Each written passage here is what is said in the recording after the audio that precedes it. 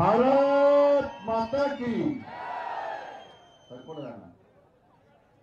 సిరిపూర్ కాగజ కేసీఆర్ తక్కువ చేస్తాడు. అమాయకులు అనుకుంటాడు. అమాయకులా మీరు? అమాయకులా? అన్నా ఒకప్పుడు మీరు క్రూర ముగాలతో యుద్ధం చేసింది. అవునా కదా?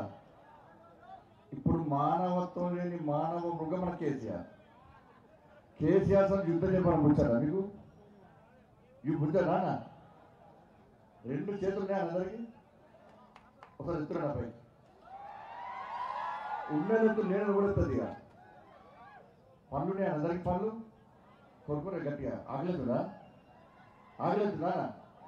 మళ్ళీ చెల్లు తెచ్చినదే. అరే రామా, ఇప్పుడు మీరు ఇచ్చే నినాదం కేసీఆర్ గుండెల్లో మన బాణమే ఉంచాలి.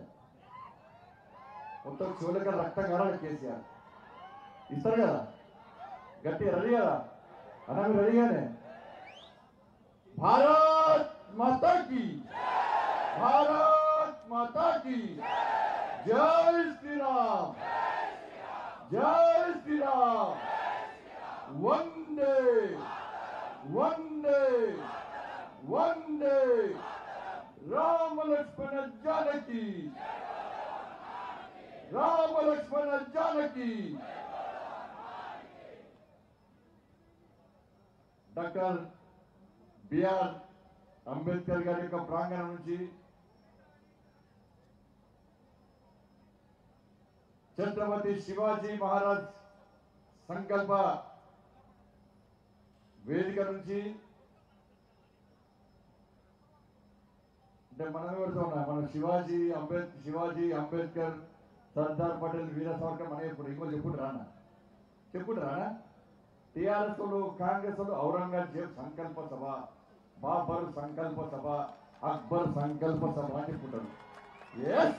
2023లో ప్రతి భారతీయ జనతా పార్టీ కార్యకర్త చేతిలో కాసేపు పట్టుకొని ఛత్రపతి శివాజీ వారసులై, తంజా తోప వారసులై, భగత్ సింగ్ వారసులై, వీర సావర్కర్ వారసులై భారత్ మాతాకి జయను గర్జిస్తూ 2020లో ఈ తెలంగాణ రాష్ట్రంలో రామరాజ్య స్థాపనే శివాజీ మహారాజ్ ఆశయాలను నెరవేర్చడానికి భారతీయ జనతా పార్టీ కార్యకర్తలు సిద్ధమై వస్తున్న విషయాన్ని ఈ కాంగ్రెస్ పార్టీ నాయకులు, టిఆర్ఎస్ పార్టీ నాయకులు, ఈ కుహన లౌకిక పాద నాయకులు గుర్తుంచుకోవాల్సిన అవసరం ఉంది. ఒక మంచి ఆలోచనతో మీ అందరి నాయకులు, మీ అందరి ప్రేమ అభిమానం వాళ్ళు నాకే ఆచరిస్తున్నారు. పాల్వాయి హరీష్ గారు, నా పాల్వాయి హరీష్ గారు రాజకీయాల కోసం రాజకీయ పార్టీ రాలేదన్న. నాకు గుర్తొస్తుంది పాల్వాయి పురుషోత్తరం గారి విషయంలో. నేను ఏబీవీపీ నాయకుడిగా ఉన్నప్పుడు కరీంనగర్లో విద్యార్థి ఉద్యమాలు చేస్తున్నప్పుడు మా మీద పోలీస్ కేసు అయితే ఎమ్మెల్యే క్వార్టర్స్ లో పాల్వాయి పురుషోత్తరం గారు ఇంట్లో దాక్కునేవాళ్ళని నేను పోయి. పాపం ఆయనేమో నడుచుకుంటాడు. మమ్మల్ని ఆదుకునే వ్యక్తి పాల్వాయి పురుషోత్తరం గారు. అటువంటి ఒక గొప్ప మహనీయుని ప్రజాస్వామ్యమే పరమావధిగా నిరంతరం ప్రజల కోసం పనిచేసే వ్యక్తిగా, పేదల కోసం పనిచేసే వ్యక్తిగా, పేదల యొక్క సమస్యల పరిష్కారం కోసం పోరాడే వ్యక్తిగా ఉన్నటువంటి పురుషోత్తమరావు గారు నక్సలైట్ల చేతిలో మీ అందరి కోసం ప్రాణత్యాగం చేసిన తర్వాత మా నాన్నగారు ఒక లక్ష్యాన్ని అన్న ముందుకుపోయారు. కొన్ని ఆశల కోసం ప్రజా సేవ చేయడానికి ముందుకు వచ్చాడు. అందుకే మా నాన్నగారు మిగిలినటువంటి ఆశయాలను నెరవేర్చడానికి, ఆ లక్ష్యాన్ని చేరుకోవడానికి, ఈ సిరిపూర్ కాగజ్ ప్రజలకు సేవ చేయడానికి, వాళ్ళ సమస్యలు పరిష్కరించడం కోసము నేను రాజకీయ పార్టీలకు వచ్చినా వాళ్ళ దానికి సాధ్యమైంది వాళ్ళ భారతీయ జనతా పార్టీగా కాబట్టి అలా. అందుకే భారతీయ జనతా పార్టీలో చేరడానికి వస్తామని చెప్పి నాకు చెప్పిన తర్వాత నాకే ఆనందం అనిపించింది. పురుషోత్తమ గారు వారసుడిగా, మీ అందరి అభిమాన నాయకుడుగా ఇలా పాల్వాయి హరీష్ గారు భారతీయ జనతా పార్టీలో చేరుతున్న శుభ సందర్భంలో ఈ బహిరంగ సభ ఏర్పడిన నిజంగా చాలా సందర్భిస్తుంది. అందుకే భారతీయ జనతా పార్టీ రాష్ట్ర అధ్యక్షుడిగా వారికి సాదర స్వాగతం పలుకుతూ తప్పకుండా మీ నాయకత్వంలో ఈ ప్రాంతంలో గల్లీ గల్లీలో గ్రామ గ్రామంలో గర్భ గర్భలో కమలపు జెండా కాషాయపు జెండా రెప్పరెప్పలాడించే విధంగా మీరందరూ కష్టపడి పనిచేయాలని మీ అందరికీ విజ్ఞప్తి చేస్తున్నారు. ఇప్పుడేమో దరువు వెళ్ళన్న పాటను తూటాలకు అందిస్తారు.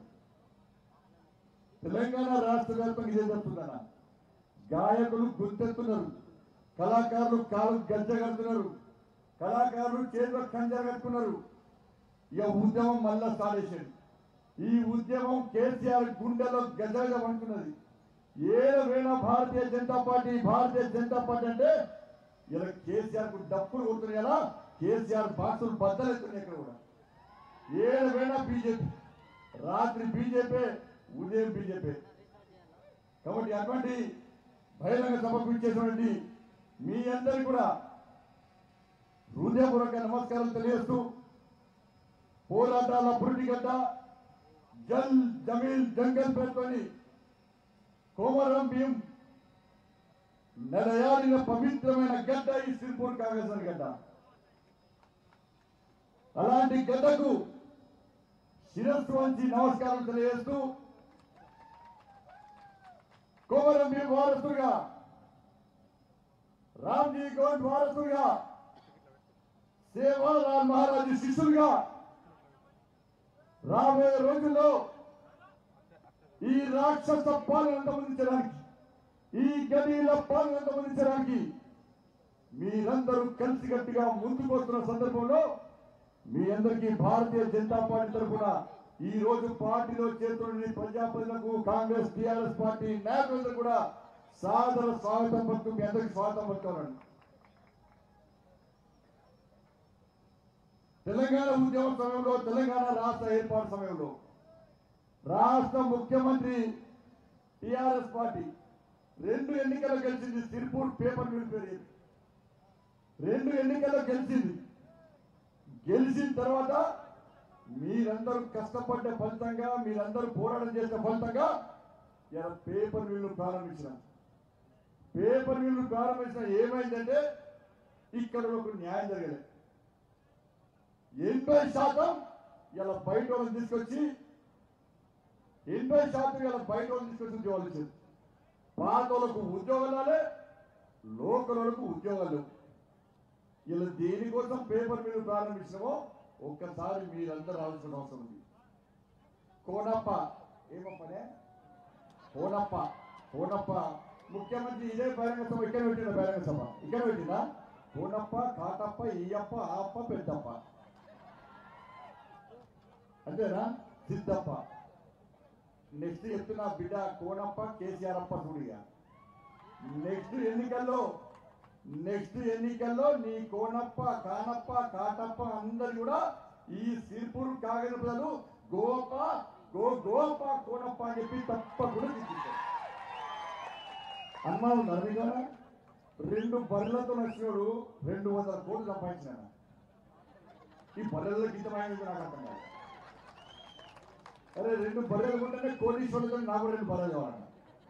ఆ బర్రెలు ఉన్నది 200 కోట్లు గుండెల కింద దున్నపోతా సంపాదించిన ఒక్కొక్కరిగా సంపాదించిన లేదా. అప్పుడేమో ఆయన విజయవాడ వచ్చిన ఆంధ్రోడు. ఇక కేసీఆర్ సార్ బహిరంగ సభ తిట్టాడు. ఇప్పుడు టీఆర్ఎస్ పార్టీ ఎవరితో కావాలి. ఇది మరి కేసీఆర్ సారు. అందుకే ఎన్నికలప్పుడు మాత్రం ఇప్పుడే కాదన్న, ఎన్నికలప్పుడు మీరు జాగ్రత్తగా ఉండాలి. ఎన్నికలప్పుడు ఇదే హుషారుగా ఉండాలి.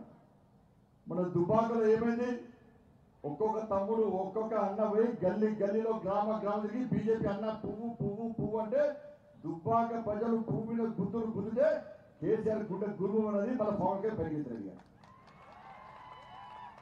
ఇక జిహెచ్ఎంసీ జిహెచ్ఎంసీ గారు ఆ ఎంఏ పార్టీ పక్క చూసుకున్నాడు. వీళ్ళు స్టీరింగ్ అంతా వాడి చేతిలో ఉంటుంది. వాళ్ళు స్టీరింగ్ దిగుతాడు. అప్పుడప్పుడు సడన్ బ్రేక్ అయితే కేసీఆర్ చెలగిస్తాడు. భయపడతాడు. ఎన్నికలంతా కారు 16 తెలిసిన అందరికి. కారు పంక్చర్ అయిపోయింది, షెడ్యూల్ పోయింది, టైర్ పంక్చర్ అయిపోయింది, సారు బేజారైపోయింది, 16 అడ్రస్ లేకున్నది. ఎలా కేసీఆర్ సార్ పరిస్థితి అది. తెలంగాణలో కారు బేజారైపోయింది, కేసీఆర్ సార్ లేదు. ఎలా తెలంగాణ రాష్ట్ర ప్రజలు కూడా టీఆర్ఎస్ పార్టీకి ప్రత్యేకమైన వాళ్ళే ఈ గడిల పాలన బద్దలు కొట్టాలి, ఈ అవినీతి పాలన అంతమందించాలి, ఈ రాక్షస పాలన చెరవగించాలంటే ఇది కేవలం భారతీయ జనతా పార్టీ ద్వారా మాత్రమే సాధ్యమయ్యేలా అందరూ బీజేపీ బీజేపీ బీజేపీ అంటే మన కేసీఆర్ సార్ ఫామ్ అందుకే మన మోడీ గారు అన్నారు దేశంలో ఏం జీవులు అంటారండి, ఆందోళన జీవులు అంటారు. దేశంలో ఆందోళన జీవులు అంటారు కొంతమంది ఉంటారట. నాకుంటుంది తెలంగాణలో ఇద్దరు జీవులు నిద్రలేని జీవులు అంటారు వాళ్ళిద్దరిని. ఇద్దరికి నిద్ర పడతారు, నిద్ర రాత్రి నిద్ర పడతారు కదా. ఒకటేమో మన ఫామ్ హౌస్ దగ్గర ఒక తమ్ముడు ఉన్నాడు పాపం. ఆ తమ్ముడు కేసీఆర్ సార్ బయటకు ఎత్తరా చూద్దామంటే బయటకు ఎత్తలేదా చూస్తలేదా ఆనే గుడి చేసుకొని కూర్చున్నాడట. ఈ పోలీసులు ఇంకా పోగాడు సార్ మేము కేసీఆర్ సార్ చూసినాక నాకు ఎంత చూడాలి పోవాలన్నాడు. రాక మన CM sir Shekhar sir paper ఒకటి బయటకు వచ్చిందట. బయటకు వెళ్తే ఏం సార్ ఈ పేపర్లు ఏం సార్ అన్నాడు. పేపర్లు నీకెందుకంటే ఏం చేస్తాను యువకుడు సార్ నీకు ఓటేసారి కాలగుట్టుకు దుక్కుమాల పార్టీ ఇది అప్పుడు గుర్తించలే దిక్కుమాల సీఎం నువ్వు నిన్ను గుర్తించలే మంచోడు అనుకుని ఓటేసా సార్ ఇప్పుడు పేపర్ వస్తానని చెప్పి ఏడిపోతున్నావు అన్నాడట. నేను నామినేషన్ చేస్తున్నాను అన్నట. ఏ నామినేషన్ అన్నట, ఎమ్మెల్సీ నామినేషన్ అన్నాను. నువ్వేం సార్ ఎమ్మెల్యే ఆల్రెడీ ఎమ్మెల్యే కదా, ఈ ఎమ్మెల్సీ నామినేషన్ నీకేందంటే పిచ్చోడా నీకేంది అసలు భయ్ ఎమ్మెల్సీగా పోటీ అంతా ఈ రెండు ఎమ్మెల్సీ పోటీ కాకుండా ఆ రెండు బీజేపీలో గెలుస్తారు. ఇక ఈ ఎమ్మెల్సీ ఎవరు పడేస్తారు, ప్రజాసేవ వేసుకోవడానికి గెలుస్తారు, ప్రజాసేవ వేయాలనుకున్నాడు గెలుస్తారు. నా ఎమ్మెల్సీ వేరే పేరు తెలియదా అన్నట. చెప్పు సార్ ఎమ్మెల్సీ అంటే నా ఎమ్మెల్సీ అది కాదు, నా ఎమ్మెల్సీ ఏంటో తెలుసా అన్న, మాస్టర్ ఆఫ్ లిక్కర్ కౌన్సిల్. నా MLC master of liquor council కోసం నేను నామినేషన్ చేస్తున్నా. ఆల్రెడీ దాన్ని నామినేషన్ చేసిన మళ్ళీ దాన్ని రెన్యువల్ చేసుకోవడానికి మళ్ళీ ఎమ్మెల్సీ నామినేషన్ చేస్తున్నాను. ఇక ఇంకో ఆయన కేసీఆర్ సార్ కొడుకు కేటీఆర్ సార్ ఆయన రాత్రి వదిలేడు. అప్పుడు లేచి నేను కేటీఆర్ తెలంగాణ రాష్ట్ర ముఖ్యమంత్రి అంటున్నాను.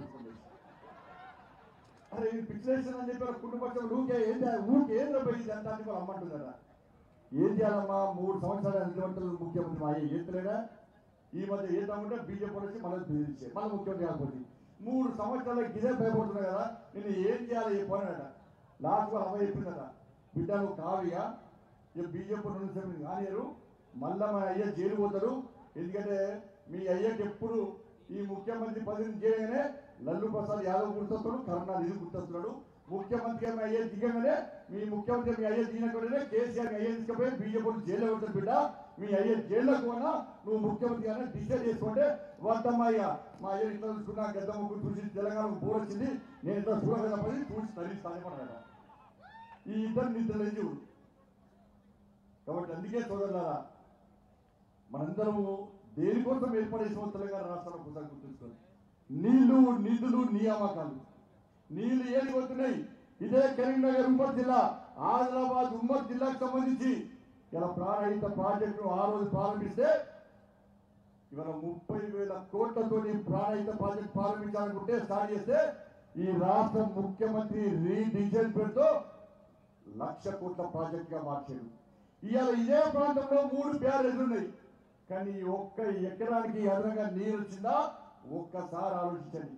నిజంగా పాత ప్రాణహిత ప్రాజెక్టు నిజంగా ప్రారంభమైతే ఈ ప్రాంతంలో ఈ ఉమ్మడి జిల్లాలో ఇలా వేలాది ఎకరాల భూములకు ఎలా లక్షలాది ఎకరాల భూములకు ఎలా నీరు వస్తుండే, వందలాది గ్రామాలు సస్యశ్యామలం అవుతుండే.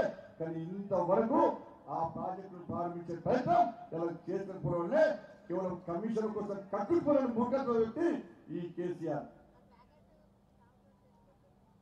కాబట్టి ప్రాజెక్టుల పేరుతో ఎలా రాష్ట్ర ప్రజలు మోసం ఇస్తున్న వ్యక్తి ఎలా 1,00,000 కోట్ల ప్రాజెక్టు వెళ్తే ఆ నీళ్ళని కేసీఆర్ ఫామ్ అవుతుంది తప్ప ఈ ప్రాంతానికి ఒక్క ఎకరా కూడా నీళ్ళు వస్తున్న విషయాన్ని ఈ ప్రాంతం ప్రజలు గుర్తించుకోవాల్సిన అవసరం ఉంది. ఇలా 9 ఎంపీ తెలుసుకోవాలా, 9 ఎంపీ దగ్గర ఇలా బ్యారేజ్ కడతాను అని చెప్పి ఇంతవరకు తట్ట మట్టి వెళ్ళారా. కాలువలు రెడీ ఉన్నాయి. ఇలా ఎందుకు వెళ్తారంటే 9 బ్యారేజ్ కడితే నాకు కమిషన్ రావు. కాంగ్రెస్ వాళ్ళు కట్టిన కాలువల్లో గడ్డి మొలిసింది వాళ్ళ. కానీ కమిషన్ అని కాంగ్రెస్ వాళ్ళు గుర్తుకున్నారు. ఈయనకు కమిషన్ వస్తాయి కాబట్టి ఆ బ్యారేజ్ కట్టడానికి ఎలా ఈ రాష్ట్ర ముఖ్యమంత్రి కనీసం వెనుకలు వేస్తున్న విషయాన్ని ఒక్కసారి మీరు గుర్తుంచుకోవాల్సిన అవసరం ఉన్నది. మిషన్ పైన పేరుతో 7 లక్షల కోట్లు చెప్తున్నాయి కదా. నిజంగా కేసీఆర్ కు దమ్ముంటే ఇదే ప్రాంతంలోని ఈ పెంచూరు మండలం కానీ పెంచిలపేట కానీ ఆ మండలంలో తిరుగుతుంటే ఇంతకుముందు హరీష్ రావు చెప్తున్నారు. ఇప్పటి కూడా చాలా మంది మహిళల వల్ల నీళ్లు లేక ఇవాళ ఇబ్బంది పడుతున్నటువంటి విషయాన్ని ఇంతకుముందు మా సోదరు చెప్తా ఉన్నాడు ఇవాళ. అందుకే సోదరులారా, తాగునీటి సమస్య, రోడ్ల సమస్య, లైట్ల సమస్య, అన్ని సమస్యలు వస్తున్నాయి. ఇలా పోలు భువనేశ్వర బాబు అయిపోయారు. వాళ్ళ గుర్రంపాడు నేను పోయినామన్నా వివేకాలు వచ్చారు, అనేక మంది నాయకులు వచ్చి కదా. గుర్రంపాడు తండాలో పేద గిరిజనుల ఆస్తులు ఎలా టీఆర్ఎస్ పార్టీ కాంగ్రెస్ పార్టీ నాయకులు గుంజుకుంటారు కదా. హైకోర్టు ఉత్తర్వులు ఇచ్చింది కదా. ఈ ప్రాపర్టీ అంతా ఇలా గిరిజనులు చెప్పినప్పుడు కూడా అక్కడ ఉన్న కాంగ్రెస్ టీఆర్ఎస్ పార్టీ నాయకులు ఎలా ఇలా పేద గిరిజనులు ఇబ్బంది పెట్టే ప్రయత్నం చేస్తే మేమందరం పోయి గిరిజనులకు మద్దతు చెప్పే ప్రయత్నం చేస్తే మా మీద పోలీసులు లాఠీచార్జ్ చేస్తే ఇప్పుడు కూడా ఆ జిల్లా అధ్యక్షుడు ఇలా భాగ్యరెడ్డి గారు ఇప్పుడు కూడా జైల్లో ఉన్నారు. ఇలా మీకోసం పోరాటం చేసే వ్యక్తి పార్టీ భారతీయ జనతా పార్టీ, మీకోసం తెగించుకుంటారే పార్టీ భారతీయ జనతా పార్టీ. అలాంటి పార్టీ నాయకులంతా కూడా ఇలా కేసీఆర్ పోలీసుల ద్వారా రాజ్యమంత్రి ఎలా కార్యకర్తలు జైలు పెట్టి కేసుల పేరుతో నాన్ బెయిలబుల్ కేసుతో ఇలా బెదిరించే ప్రయత్నం ఈ రాష్ట్ర ముఖ్యమంత్రి చేస్తున్న విషయాన్ని ఒక్కసారి మీరు గుర్తుంచుకోవాల్సిన అవసరం.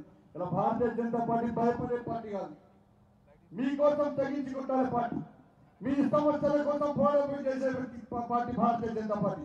అందుకే సోదరులారా, ఈ తెలంగాణ రాష్ట్రంలో రాక్షస రాజ్యం నడుస్తున్నది. అమరవీరుల ఆశల విరుద్ధంగా దాదాపు 1500 అమరవీరులు ఈ తెలంగాణ రాష్ట్ర ఏర్పాటులో ప్రాణ త్యాగం చేస్తే ఆ రక్తపు మరుగుల్లో ఒక మూర్ఖత్వం వ్యక్తి ఇలా రాజ్యం వెళ్తున్న సందర్భంలో మన తెలంగాణ తల్లి ఘోషిస్తున్నది.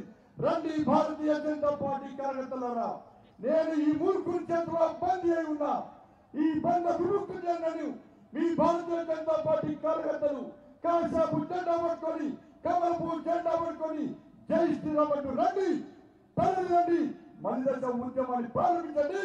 నా నన్ను బంద విముక్తురాలని చెప్పి ఆ తెలంగాణ తల్లి ఘోషిస్తుంటే, అందుకే భారతీయ జనతా పార్టీ మీ అందరి కోసం ప్రజాస్వామ్య తెలంగాణ నిర్మాణం కోసం ఆ తెలంగాణ తల్లిని బంద విముక్తులు చేయడం కోసం ఈ రోజు మీ ముందుకు వస్తుంది.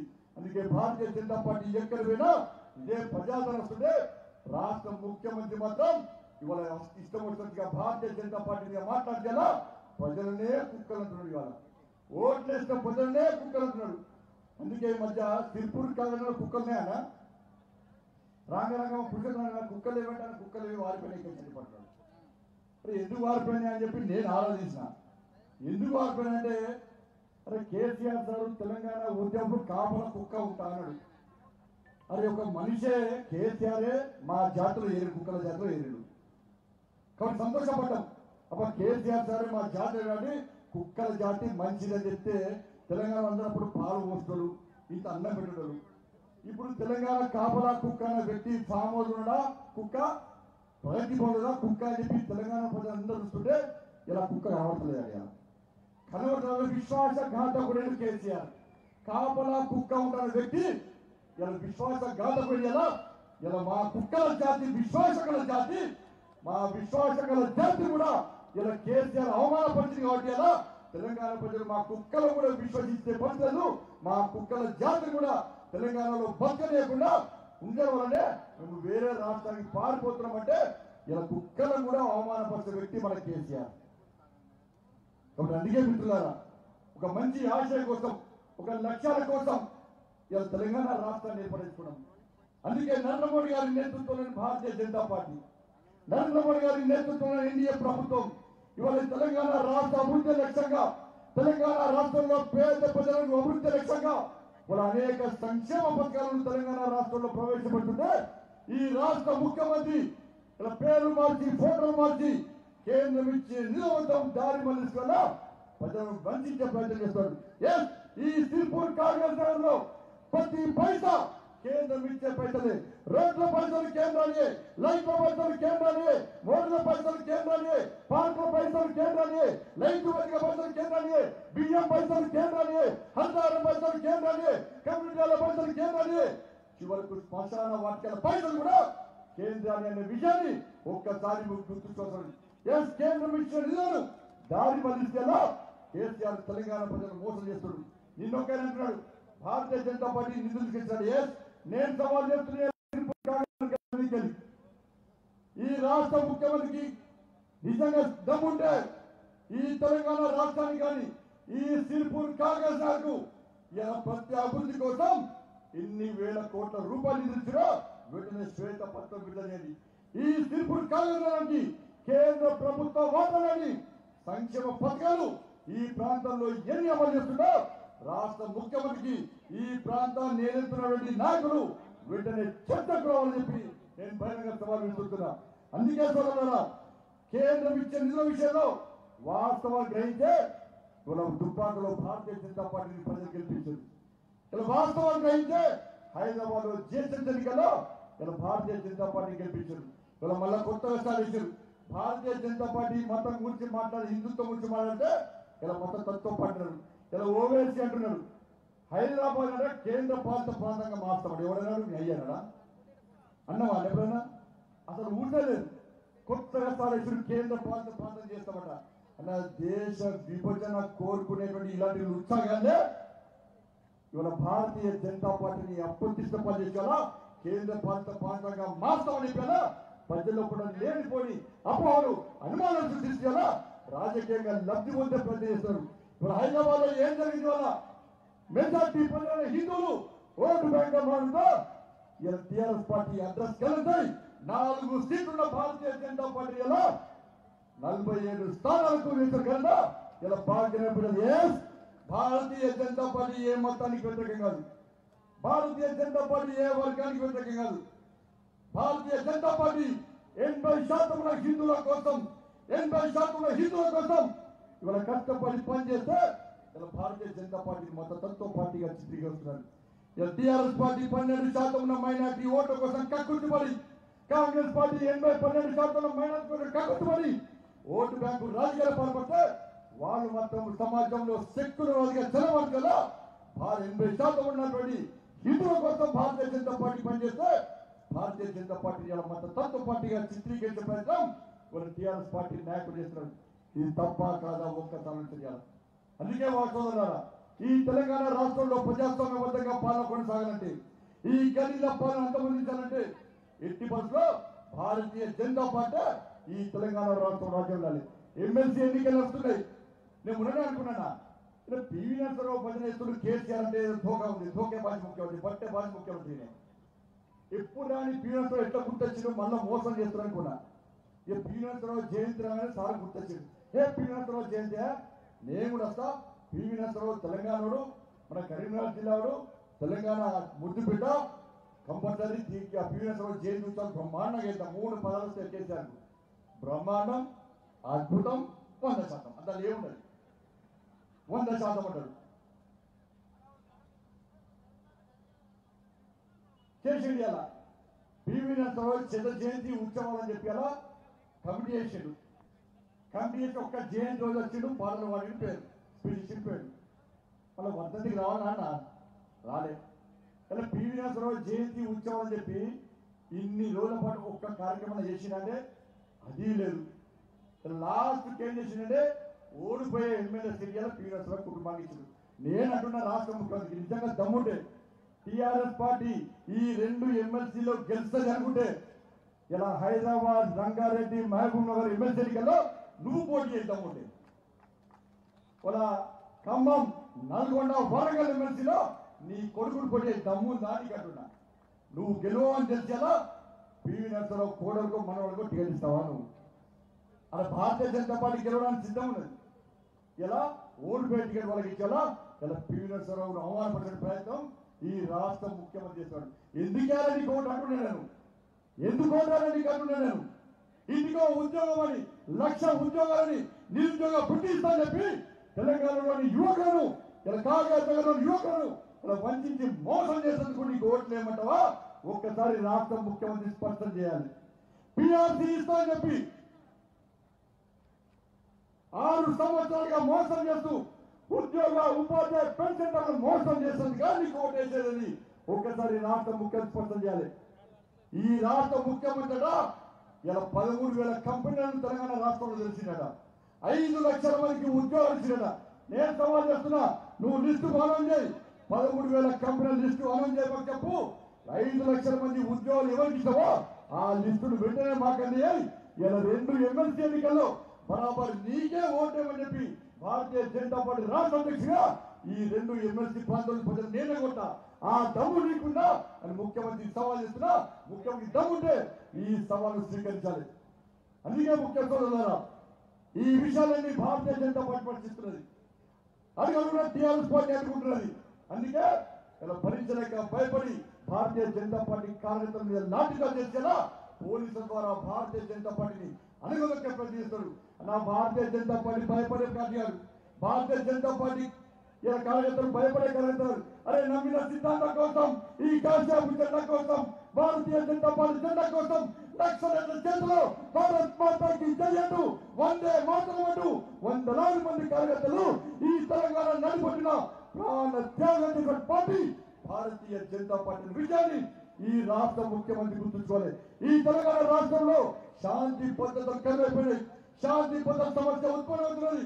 నిన్న కాకపోయినా తెలిసిందంతా కూడా వామర్రావు నాగమణి వకీల హత్య, జెండా హత్యలు ఎలా భార్య భర్తలను ఇద్దరిని హత్య చేస్తే ఇలా టీఆర్ఎస్ పార్టీలో వాళ్ళు మంచోళ్ళు కాదే. మంచోళ్ళు కాబట్టి నువ్వు ఆయన అయ్యే 40 నువ్వు ఎట్లా మంచి కాకుంటే చట్టం లేదా, పోలీసులు లేదా, కోర్టు లేవా, కోర్టు పరంగా శిక్షిస్తావా? నీ టీఆర్ఎస్ పార్టీ నాయకులు ప్రశ్నిస్తే హత్య చేస్తాను బెదిరిస్తావా? ఒక్కసారి రాష్ట్ర ముఖ్యమంత్రి స్పందించాలి. ఇంతవరకు రాష్ట్ర ముఖ్యమంత్రి స్పందిస్తలేడు, రాష్ట్ర మంత్రులు స్పందిస్తలేరు. ఆ జెండా హత్యల విషయంలో వెంటనే రాష్ట్ర ముఖ్యమంత్రి స్పందించాలి. వెంటనే సిబిఐ ఎంక్వైరీ చేయాలి. వాస్తవాలను ప్రజలకు వివరించే ప్రయత్నం చేయాలి. ఇలా పాపం బ్రాహ్మణుల హత్యలు, ఆ బ్రాహ్మణ కుటుంబ హత్యలు ఊరికే నువ్వు కేసీఆర్ గుర్తుంచుకో, నువ్వు పివి నరసింహారావు కుటుంబానికి టికెట్ ఇచ్చిన మాత్రాన ఆ బ్రాహ్మణ హత్యలు ఊరికేనే పోయిన విషయాన్ని రాష్ట్ర ముఖ్యమంత్రి గుర్తుంచుకోవాలి. అక్కడ ఎట్టి బస్సులో మా రామచంద్రరావు గారు ఎమ్మెల్సీగా గెలవడం ఖాయం, ఇక్కడ మా ప్రేమేంద్ర రెడ్డి గారు ఎమ్మెల్సీగా గెలవడం ఖాయం, నీ గడిలను బద్దలు ఖాయం. అందుకే సోదరులారా, ఈ ఎన్నికలు ఎమ్మెల్సీ ఎన్నికలు అయిపోయినప్పుడు కూడా మన ప్రాంతానికి సంబంధం లేకున్నప్పుడు కూడా మీకు పరిచయం ఉన్న వ్యక్తులు హైదరాబాద్ లో కానీ, రంగారెడ్డిలో కానీ, మహబూబ్నగర్లో కానీ మీకు సంబంధించిన వ్యక్తులు ఖమ్మంలో కానీ, నల్గొండలో కానీ, వరంగల్ కానీ మీకు సంబంధించిన వ్యక్తులు ఎవరప్పుడు కూడా వెంటనే ఒక ఫోన్ చేయండి. అన్నా ఎట్టి బస్సులో ఓట్లేయండి, అది కేవలం భారతీయ జనతా పార్టీకి సింగిల్ ఓట్ వేయండి. అలా ఇద్దరు భారతీయ జనతా పార్టీ అభ్యర్థులు గెలిపించండి, టీఆర్ఎస్ పార్టీ గుణపాఠం చెప్పండి. ఎట్టి బస్సులో 2020లో భారతీయ జనతా పార్టీని అధికారం తీసుకొద్దాం, తీసుకొచ్చి చూద్దాం. ఈ రాష్ట్ర ముఖ్యమంత్రికి రాజకీయ సమాధానం చేద్దామని చెప్పి మీరందరూ కష్టపడి పనిచేయాల్సిన అవసరం ఉంది. కాబట్టి దయచేసి మిత్రులారా, ఈ బహిరంగ సభ, ఈ ఉత్సాహం, ఈ ఆవేశం, ఈ ఆలోచన ఇంతతో ఆగద్దు. కేవలం 2 సంవత్సరాలు, కేవలం 2 సంవత్సరాలు మీరు పూర్తి సమయం భారతీయ జనతా పార్టీకి ఇవ్వండి. 2 సంవత్సరాలు ఈ తెలంగాణ రాష్ట్రంలో భారతీయ జనతా పార్టీ ప్రభుత్వం ఏర్పడడం కోసం మీరందరూ 2 సంవత్సరాలు మా కోసం కష్టపడండి. 2 సంవత్సరాల తర్వాత 5 సంవత్సరాలు మీకోసం మేము పనిచేస్తాం. మీ అందరికీ రక్షణ కోసంగా భారతీయ జనతా పార్టీ ఉంది. అందుకే సోదరులారా, ఈ గోల్కొండ కిల మీద కాషాయపు జెండాను రెప్పరెప్పలాడించబడి అద్భుత సన్నివేశాన్ని అందరం కల్లారా చూడాల్సిన అవసరం ఉందని చెప్పి మీ అందరికీ సవినయంగా విజ్ఞప్తి చేస్తూ ఈ మహాకార్యంలో, ఈ ధర్మ కార్యంలో మీరందరూ భారత్ మాతాకి జయండు వందే మాతరం అంటూ గర్జిస్తూ గాంధిస్తూ ఈ మహోత్సవంలో పాల్గొనవలసిందిగా మీ అందరికీ కోరుకుంటూ మరొకసారి పాల్గొని హరీష్ గారిని వారి అంశాలందరూ కూడా భారతీయ జనతా పార్టీలోకి సాధారణంగా ఆహ్వానిస్తూ ముగిస్తున్నాడు. భారత్ మాతాకి, భారత్ మాతాకి జై శ్రీరామ్, జై శ్రీరామ్. ధన్యవాదాలు. Subscribe us and press the bell icon for more interesting updates.